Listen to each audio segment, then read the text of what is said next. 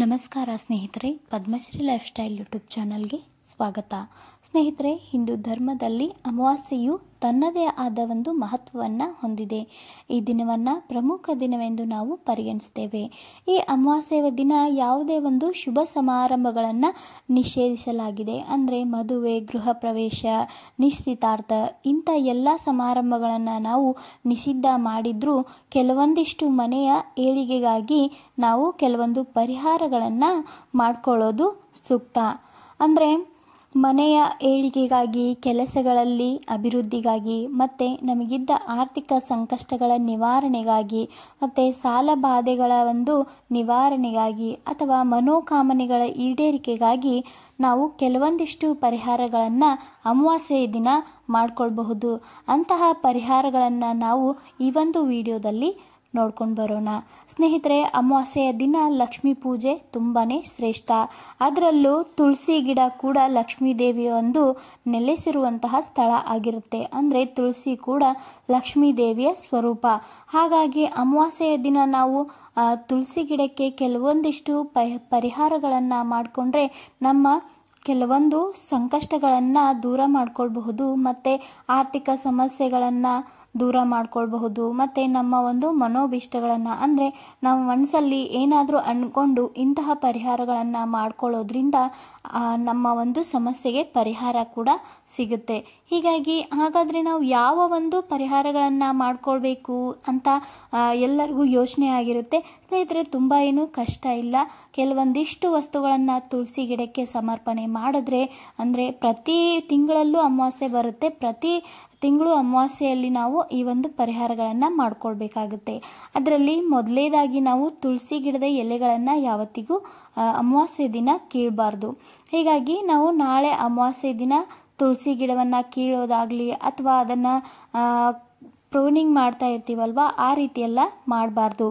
ಇನ್ನು ಪರಿಹಾರ ಅಂತಂದರೆ, ಮೊದಲಿಗೆ ನಾವು ತುಳಸಿ ಗಿಡಕ್ಕೆ ಒಂದು ಮುಂಜಾನೆ ಪೂಜೆಯನ್ನು ಮಾಡಿ ರಂಗೋಲಿಯನ್ನು ಹಾಕಬೇಕು. ಆ ನಂತರ ನಾವು ತುಳಸಿ ಗಿಡಕ್ಕೆ ಒಂದು ಕೆಂಪು ವಸ್ತ್ರವನ್ನು ಸಮರ್ಪಣೆ ಮಾಡಬೇಕು. ಅಂದರೆ ಕೆಂಪು ಅಲ್ವಾನ್ ವಸ್ತ್ರವನ್ನು ಅಥವಾ ಕೆಂಪು ಬಣ್ಣದ ಒಂದು ಯಾವುದಾದ್ರೂ ಬಟ್ಟೆಯನ್ನು ತುಳಸಿ ಗಿಡಕ್ಕೆ ಸಮರ್ಪಣೆ ಮಾಡಿದರೆ ನಾವು ಕೆಲವೊಂದಿಷ್ಟು ನಮ್ಮ ಸಂಕಷ್ಟಗಳನ್ನು ಅಂದರೆ ಆರ್ಥಿಕ ಸಮಸ್ಯೆಗಳನ್ನು ಸಹ ದೂರ ಮಾಡ್ಕೊಳ್ಬಹುದು.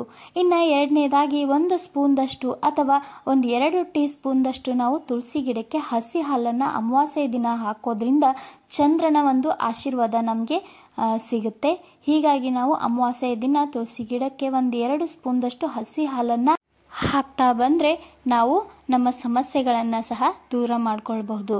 ಇನ್ನು ಮೂರನೇದಾಗಿ ಸಂಜೆ ಗೋಧೂಳಿ ಲಗ್ನದಲ್ಲಿ ತುಳಸಿಯ ಮುಂದೆ ಒಂದು ಮಣ್ಣಿನ ದೀಪವನ್ನು ಹಚ್ಚಿ ಇಡಬೇಕು. ಅಥವಾ ನಿಮ್ಮ ಮನೆಯಲ್ಲಿ ಯಾವ ರೀತಿಯಾದ ದೀಪ ಇರುತ್ತೋ ಅದನ್ನೇ ಇಡಬಹುದು. ಅದರಲ್ಲೂ ತುಪ್ಪ ಹಾಕಿದರೆ ತುಂಬಾ ಒಳ್ಳೆಯದು. ತುಪ್ಪದ ದೀಪ ಹಚ್ಚೋದ್ರಿಂದ ಕೂಡ ತುಳಸಿಯ ಅಂದರೆ ಲಕ್ಷ್ಮೀ ದೇವಿಯ ಆಶೀರ್ವಾದವನ್ನು ಪಡಿಬಹುದು. ಅದು ಇರಲಿಲ್ಲ ಅಂದರೂ ಒಂದು ಎಣ್ಣೆ ದೀಪವನ್ನು ಸಹ ನೀವು ಅಲ್ಲಿ ಬೆಳಗಬಹುದು ಸಂಜೆ ಗೋಧೂಳಿ ಲಗ್ನದಲ್ಲಿ. ಇದರಿಂದ ನಮ್ಮ ಮನೆಗೆ ಯಾವುದೇ ಒಂದು ನಕಾರಾತ್ಮಕ ಶಕ್ತಿಯ ಪ್ರವೇಶ ಆಗೋದಿಲ್ಲ. ಅದರಲ್ಲೂ ಅಮಾವಾಸ್ಯೆ ದಿನ ನಕಾರಾತ್ಮಕ ಶಕ್ತಿಯ ಪ್ರಭಾವ ತುಂಬಾ ಜಾಸ್ತಿ ಆಗಿರೋದ್ರಿಂದ ನಾವು ಈ ರೀತಿಯಾಗಿ ಒಂದು ಚಿಕ್ಕ ಪರಿಹಾರಗಳನ್ನು ಮಾಡ್ತಾ ಬಂದರೆ ನಮ್ಮ ಮನೆಯಲ್ಲಿ ಯಾವುದೇ ಒಂದು ನಕಾರಾತ್ಮಕ ಶಕ್ತಿ ಪ್ರವೇಶ ಮಾಡೋದಿಲ್ಲ. ಹೀಗಾಗಿ ಈ ಒಂದು ಚಿಕ್ಕ ಪರಿಹಾರಗಳನ್ನು ನಾವು ಮಾಡ್ತಾ ಬಂದರೆ ನಮ್ಮ ಎಷ್ಟೋ ಸಮಸ್ಯೆಗಳನ್ನು ದೂರ ಮಾಡ್ಕೊಳ್ಬಹುದು. ಅದಲ್ಲದೆ ನಮ್ಮ ಮನೆಯ ಏಳಿಗೆಗಾಗಿ ಇಂತಹ ಕೆಲವೊಂದಿಷ್ಟು ಪರಿಹಾರಗಳನ್ನು ಪ್ರತಿ ಅಮಾವಾಸ್ಯೆ ದಿನ ಮಾಡ್ತಾ ಬಂದರೆ ನಮ್ಮ ಆರ್ಥಿಕ ಸಂಕಷ್ಟಗಳನ್ನು ದೂರ ಮಾಡ್ಕೊಳ್ಬಹುದು. ಅದರಲ್ಲೂ ಮನೆಗೆ ಯಾವುದೇ ಒಂದು ದೃಷ್ಟಿ ದೋಷ ಕೂಡ ಆಗೋದಿಲ್ಲ ಇಂತಹ ಪರಿಹಾರಗಳನ್ನು ನಾವು ಮಾಡ್ತಾ ಬಂದರೆ. ಅಮಾವಾಸ್ಯೆ ಪ್ರತಿ ತಿಂಗಳು ಇರುತ್ತೆ. ಪ್ರತಿ ಅಮಾವಾಸ್ಯೆ ದಿನ ಕೂಡ ನೀವು ಈ ಒಂದು ಚಿಕ್ಕ ಉಪಾಯಗಳನ್ನು ಅಥವಾ ಪರಿಹಾರಗಳನ್ನು ಮಾಡ್ತಾ ಬಂದರೆ ಮನೆ ಏಳಿಗೆ ಕೂಡ ಆಗುತ್ತೆ, ಮತ್ತು ನಮ್ಮ ಮನೋಕಾಮನೆಗಳು ಸಹ ಈಡೇರುತ್ತೆ. ಸ್ನೇಹಿತರೆ, ಈ ಒಂದು ಚಿಕ್ಕ ವಿಡಿಯೋ ನಿಮಗೆ ಇಷ್ಟ ಆಗಿದ್ದರೆ ವಿಡಿಯೋನ ಲೈಕ್ ಮಾಡಿ, ಮತ್ತು ಇನ್ನೂ ಯಾರು ನಮ್ಮ ಚಾನಲ್ಗೆ ಸಬ್ಸ್ಕ್ರೈಬ್ ಆಗಿಲ್ವೋ ದಯವಿಟ್ಟು ಸಬ್ಸ್ಕ್ರೈಬ್ ಮಾಡಿಕೊಂಡು ಪಕ್ಕದಲ್ಲೇ ಇರೋ ಬೆಲ್ ಐಕನನ್ನು ಕ್ಲಿಕ್ ಮಾಡಿದ್ರೆ ನಮ್ಮ ವಿಡಿಯೋದ ಎಲ್ಲ ನೋಟಿಫಿಕೇಷನ್ಗಳು ನಿಮಗೆ ಬರುತ್ತೆ. ಮತ್ತು ಒಳ್ಳೆಯ ವಿಡಿಯೋ ಮೂಲಕ ಸಿಗ್ತೀನಿ. ಬಾಯ್.